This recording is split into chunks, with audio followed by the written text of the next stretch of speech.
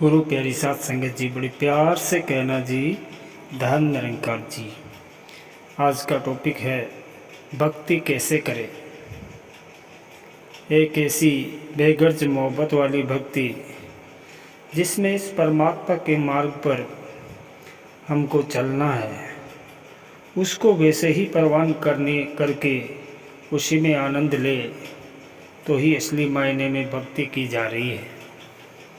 वरना हम अपनी तमन्नाएं रखते हुए अगर ये सोचे कि कोई चीज़ मेरे अनुसार है तो ही मैंने भक्ति करनी है, नहीं तो नहीं करनी, तो उसमें नुकसान सिर्फ हमारा ही है।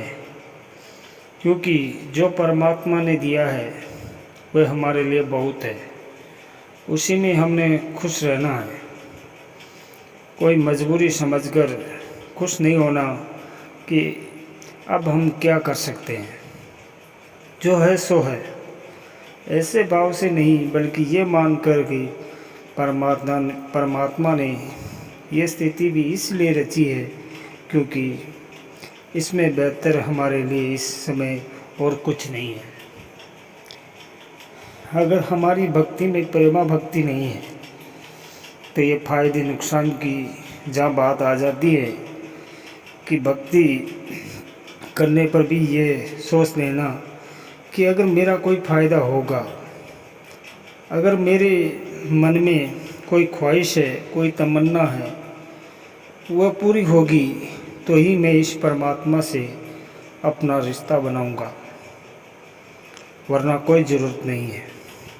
तो फिर उस पर तो वही पंक्तियाँ ठीक बैठती हैं कि सजदे भी करूँ, सिकवे भी करूँ, ये भक्ति का दस्तूर नहीं। भक्ति है नाम समर्पण का, इसमें शर्तें मंजूर नहीं। कि हमें इस बेगर्ज मोहब्बत वाली बात, एक समर्पित प्यार की बात, ऐसी भक्ति जिसमें हम इस परमात्मा के मार्ग पर हमको चलना है, उसको हम पसंद करें, बिल्कुल जैसा है उसको वैसे ही परवान करके उसी में आनंद ले, तो ही असली मायने में भक्ति की जा रही है। वरना हम अपनी तमन्नाएं रखते हुए अगर सोचे कि कोई चीज़ मेरे अनुसार है तो ही मैंने भक्ति करनी है, नहीं तो नहीं करनी, तो इसमें नुकसान सिर्फ हमारा ही है। क्योंकि जो परमात्मा ने दिया है वह हमारे लिए बहुत है, उसी में हमने खुश रहना है। कोई मजबूरी समझ कर खुश नहीं होना कि कोई वैसी स्थिति नहीं है तो अब हम क्या कर सकते हैं, बल्कि यह मानकर परमात्मा ने यह स्थिति इसलिए रची है क्योंकि इससे बेहतर हमारे लिए उसमें कुछ नहीं था। तो कैसे हमने अपनी बोली भाषा और अपने तरीके से, अपने व्यवहार में, अपनी सोच में सिर्फ अच्छे गुणों को ही डालना है। सिर्फ ऐसे ही भावों को प्राथमिकता देनी है जो हमें आत्म सुधार के मार्ग पर ले जाए, और जो भी हमने किसी प्रकार से जुड़े हुए हैं उन इंसानों को भी वह मार्ग प्रभावित करे, उनके भी मन में इच्छा आए कि कैसे इस व्यक्ति की तरह ही अपने जीवन को जिया जाए। हम खुद अगर इस परमात्मा निराकार से जुड़े हुए हैं, ब्रह्म ज्ञान की दात लेकर सेवा सुमरन सत्संग के द्वारा अपने आप को इसके एहसास में रंगे हुए हैं, तो हम अपने मन को ठहराव के साथ शीतल रखकर अपनी जीवन यात्रा चलाएंगे। अपने मन में अच्छी बातें रखकर अवगुणों और बुरी बातों को जल्दी से जल्दी हटाते रहेंगे, तो ही हमारी ज़िंदगी में सही मायने में भक्ति के मार्ग पर है।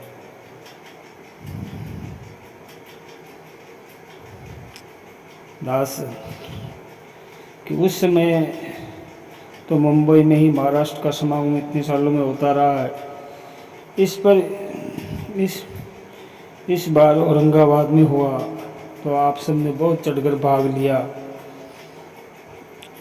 उधर भी 1 मिनट के लिए भी नहीं सोचा कि अभी तक बहुत सुविधाजनक था और हमें ज़्यादा यात्रा नहीं करनी पड़ती थी। अब चाहे वह यात्रा का रूप भी बढ़ गया होगा, वहाँ पहुँचने तक फिर भी ये उत्साह भक्तों के मन में है कि इस मार्ग में अगर अंतिम परिणाम ये है कि अपना कल्याण होना है, तो फिर कोई दूसरी तथ्य मायने नहीं रखते। फिर वह चीज़ असुविधा की तरह नहीं दिखती। दातार सभी पर कृपा करे कि ये जो उत्साह है सत्संग के प्रति, सेवा के प्रति, सुमिरन के प्रति, इस निरंकार के साथ अपना हर पल इस एहसास में बिताने के प्रति, तो ये जज्बा हमेशा कायम रहे। सभी के दामन में जहाँ सुख हो, वही अगर ऐसी भी परिस्थिति हो तो उस पर जो समय ठीक ना लग रही हो, उसमें भी ये मान करते चले जाए कि इसमें ही हमारा शुक्राना है परमात्मा के प्रति, जिसने हमें जीवन में इतना कुछ दिया है। दाता सभी पर कृपा करे कि हर एक की भक्ति और मजबूत होती चली जाए, ये जीवन और खुशबूदार बनता चला जाए।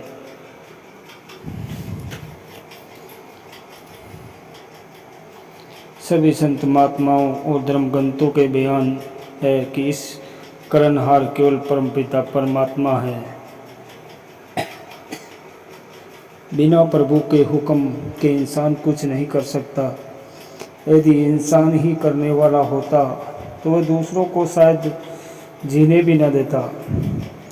मूल ताकत का स्वामी निरंकार प्रभु स्वयं है, इसलिए हमें इसी पर पूर्ण विश्वास रखना है।